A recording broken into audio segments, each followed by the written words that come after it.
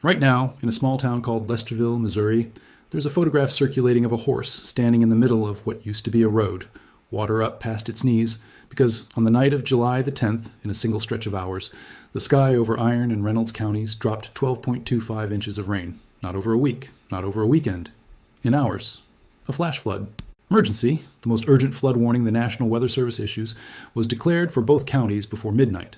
By the next morning, emergency crews had performed more than 351 individual water rescues, and 200 children had to be pulled out of Camp Tom Sauk in the middle of the night and driven to shelter in St. Louis because the ground around them had turned into a lake faster than anyone could have prepared for. Homes in the town of Elvins were swamped to their doorframes. The Black River simply stopped being a river and became something closer to a floodplain.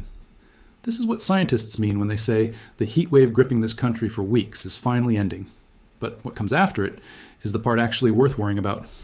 No hype, no exaggeration, just what the data from the National Weather Service, the National Hurricane Center, and the meteorologists tracking this pattern. Change are actually saying, if a flash flood has hit your area this summer, drop a comment and tell me what it looked like where you are. I read every one of these. If you want grounded weather coverage instead of panic headlines, subscribe. It is free, and a like helps this reach people who need to see it before the next flood warning goes out. Let us go for 5,000 likes on this one. Thank you. Now let us get into it. To understand why a heatwave ending is not automatically good news, you first need to understand one simple physical relationship that shows up throughout this entire story. Warmer air holds more water vapor. This is not a theory. It is basic physics, governed by something called the Clausius-Clapeyron relationship. And the practical rule of thumb that comes out of it is that the atmosphere can hold roughly 7% more moisture for every single degree Celsius of warming. For weeks now, a massive heat dome has been sitting over large parts of the country, and while it baked the surface, it was also loading the atmosphere above it with an enormous reservoir of water vapor that essentially had nowhere to go as long as the dome's high pressure kept lids on any rising air. When a heat dome like that finally breaks down, that stored up moisture does not simply drift away quietly. It gets released, often violently, as cooler air finally punches in from the north and forces all that trapped water vapor upward at once, wringing it out in short, extremely intense bursts rather than the kind of steady, gentle rain that a normal summer front usually brings. Meteorologists call this a training thunderstorm pattern, where storm after storm rides along nearly the same track like train cars on a single line, dumping their heaviest rainfall over the exacta, same towns and counties for hours on end. That is almost precisely what happened over southeastern Missouri. The heat dome responsible for loading up all that moisture has already gone through one major shift and is now in the middle of a second.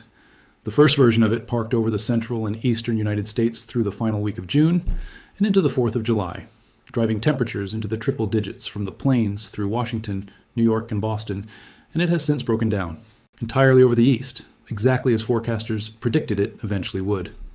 In its place, the same ridge of high pressure rebuilt itself over the western United States, where it has been slower to break, baking Phoenix and Palm Springs into the mid-110s, pushing Las Vegas into the low 110s, and keeping Denver in the low to mid-90s with highs approaching 100 degrees by the weekend.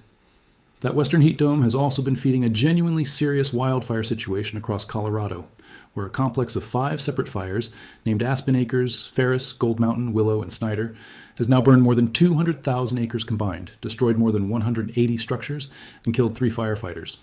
Forecasters at AccuWeather have been saying for days that a fuller push of moisture from the North American monsoon, the seasonal shift in wind direction that draws humid air north out of Mexico, is what will finally break that western heat dome apart in the second half of July. But here's the part worth sitting with. The exact same monsoon moisture that will eventually cool things down is, in its early stages, known for producing dry lightning, meaning lightning that strikes the ground without meaningful rain accompanying it, which is precisely the ingredient capable of igniting brand new wildfires in a landscape that has been sitting in drought for weeks, along with large dust storms, sometimes called haboobs, that can drop visibility to nearly nothing along desert highways with almost no warning. Only once the monsoon fully matures and humidity climbs alongside the rainfall does that fire and dust risk typically start to ease, which means the region genuinely has to get through a riskier transitional stretch before it reaches the calmer, wetter conditions on the other side of it. So while the West waits for its own heat dome to finally give way, the eastern half of the country has already gotten its answer, and it has come in the form of repeated catastrophic rainfall rather than any gentle return to normal weather. A cold front dragging down out of Canada stalled out. Across the mid-Mississippi and Tennessee valleys in a nearly flat west-to-east orientation, And a stalled front is exactly the setup meteorologists dread most, because it means disturbance after disturbance can ride along the same boundary for days instead of moving through quickly. A level 2 out of 4 flash flood threat, a genuinely elevated rating, stretched from just east of Nashville all the way to the Carolina coast, with widespread rainfall totals of 2 to 3 inches, forecast through the weekend across Kentucky and central Tennessee alone. Missouri absorbed the worst of it first. The 12.25 inches that fell on Iron and Reynolds counties arrived at rates of 2 to 3 inches per hour at points during the night, overwhelming small streams and creek beds that simply could not carry that much water. That quickly, which is exactly why the National Weather Service escalated the warning to a flash flood emergency, a designation reserved for situations where lives are already believed to be at risk rather than merely threatened. The 351 rescues performed that night and the emergency relocation of 200 children from Camp Tom Sauk to St. Louis in the middle of the night are the direct human-scale result of that single meteorological setup, a stalled front sitting on top of ground and rivers that had spent weeks under a heat dome with very little rain to begin with. At almost the same time, this was unfolding over the middle of the country. An entirely separate piece of this pattern change has been building over the Gulf of Mexico, and it is the piece that has meteorologists watching the tropics specifically.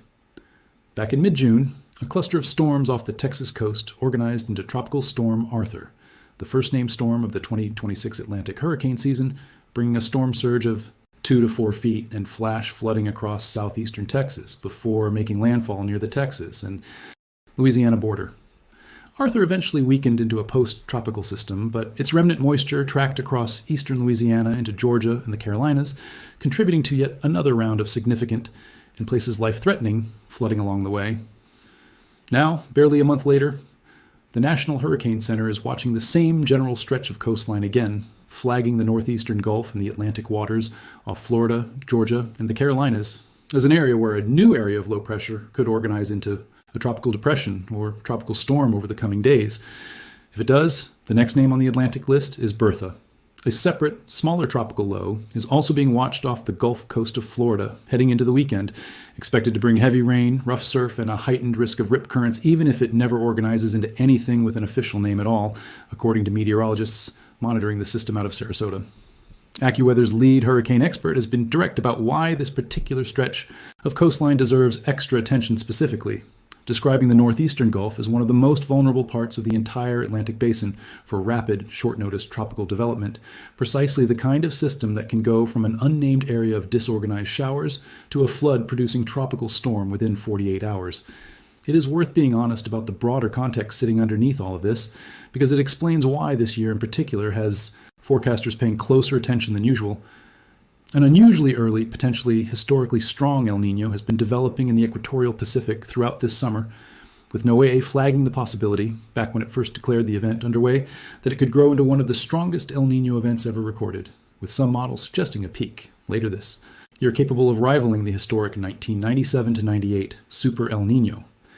El Niño years tend to reshape both ocean heat distribution and atmospheric moisture transport in ways that can make these kinds of extreme rainfall setups considerably more likely, even in years when the same El Niño is simultaneously suppressing hurricane formation in other parts of the Atlantic through increased wind shear.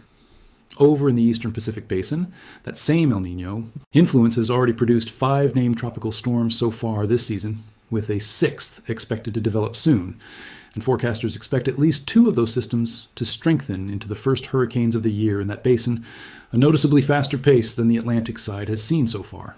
That tension, a basin-wide pattern that can suppress some tropical development while simultaneously loading up the atmosphere with the kind of moisture that fuels catastrophic rainfall events regardless of whether anything ever gets an official storm name, is part of why meteorologists have been careful this year not to treat the absence of a major hurricane as the same thing as the absence of danger. Rain does not need a name to flood a river. There is a genuinely important lesson buried inside the timing of all of this, one that echoes something worth remembering from disaster coverage generally, and it has to do with what happens to the ground itself during a prolonged heat dome. Weeks of extreme heat and minimal rainfall do not just make soil dry, they make it hydrophobic in many cases, meaning the top layer of soil actually becomes less able to absorb water, rather than more able to, since baked, compacted earth sheds rainfall almost the way pavement does instead of soaking it in the way healthy, moist soil would. That means the same 12 inches of rain that might have caused manageable, gradual river rises in a normal, moderately wet summer instead runs off almost immediately when it falls onto ground that spent the previous month baking under a heat dome, turning what should be a slow, absorbable soaking into an immediate, violent surge of runoff. Exactly the kind of surge that turned a Missouri creek into a lake fast, enough to strand children at a summer camp overnight. The heat and the flood are not two separate weather stories happening to arrive in the same summer by coincidence. They are, quite literally, two phases of the exact same event, one loading the atmosphere and drying the ground, the other releasing everything that got loaded onto ground that is now far worse prepared to handle it than it would have been before the heat arrived. So what does all of this actually mean for you, watching this wherever the next heat dome happens to break? It means that the end of a heat wave in your area is not, by itself, a signal that the danger has passed, and treating it that way is exactly the mistake meteorologists are trying to head off with warnings like the one issued for Iron and Reynolds counties. If a heat dome has been sitting over your region for an extended stretch, the days immediately following its breakdown deserve just as much attention to forecasts and flash flood watches as the heat itself did, particularly if you live near a small creek, a low-lying road, or any waterway that looks harmless during a drought, since those are precisely the water bodies that cannot handle a sudden, concentrated burst of rainfall on top of already hardened ground. If you are ever driving and encounter a flooded roadway, the guidance from the National Weather Service has not changed in years and remains the single most important piece of advice in this entire story.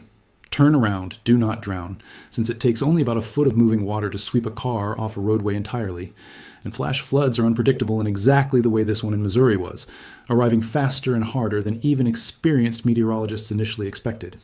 And if you live anywhere along the Gulf Coast or the southeastern Atlantic seaboard, it is worth checking the National Hurricane Center's tropical outlook directly over the coming days, rather than waiting for a system to earn an official name before taking its rainfall potential seriously, since Arthur's remnant flooding proved that a storm does not need to be strong, or even fully tropical, to cause genuine, significant damage. This also matters for anyone who has spent the last several weeks under a heat advisory and is simply relieved to see cooler temperatures finally arrive in the forecast. Cooler does not automatically mean safer. A 10-degree drop in the forecasted high is good news for your air conditioning bill, but it says nothing about how much rain is riding in on the same front that is bringing that cooler air, and it is entirely possible, as Missouri just demonstrated, for a day that finally breaks a brutal heat streak to also be the most dangerous day of the entire summer for an entirely different reason. The honest, grounded summary of this entire pattern shift is this. Weeks of heat dome conditions across the central and eastern United States loaded the atmosphere with an unusually large reservoir of water vapor, while simultaneously baking the ground beneath it into a hardened, poorly absorbent state. And when that heat dome finally broke down, the release did not arrive as gentle relief, but as a stalled frontal boundary capable of dropping more than 12 inches of rain in a matter of hours over southeastern Missouri, triggering a flash flood emergency, more than 350 water rescues, and the overnight evacuation of 200 children from a summer camp. At nearly the same time, the Gulf of Mexico and the waters off the southeastern coast have become an area of genuine concern for renewed tropical development, following a first-named storm, Arthur, whose remnant moisture already produced significant flooding across 3 states, with forecasters now watching for a potential successor storm that would be named Bertha. Meanwhile, the heat itself has not actually vanished. It has simply relocated to the western United States, where a still-building heat dome continues to fuel a deadly wildfire complex across Colorado, and where the eventual arrival of the North American monsoon, while necessary to finally break that heat, carries its own initial risk of dry lightning and dust storms before any real relief sets in. None of these events are isolated. They are connected phases of the same underlying atmospheric pattern, and understanding that connection is exactly why meteorologists are treating the end of this heat wave with the same seriousness as its beginning, rather than any kind of all clear, and why they will keep saying so publicly even after the temperatures themselves have finally come back down to something resembling normal. We are going to keep tracking this pattern as it continues to shift, sourced the same way we did today, straight from the National Weather Service, the National Hurricane Center, and the meteorologists actually watching these systems form in real time, not recycled headlines dressed up as breaking news. Subscribe so you do not miss it if the next system in the Gulf earns a name, because based on everything we just walked through, it likely will not take long to find out. And leave that comment below. Tell me if the heat where you live has broken yet, and what has replaced it.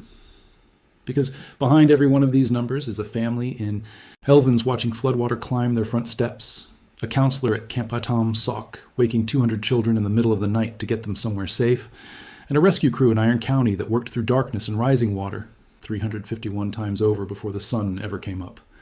5,000 likes on this one. Let us go. See you in the next one.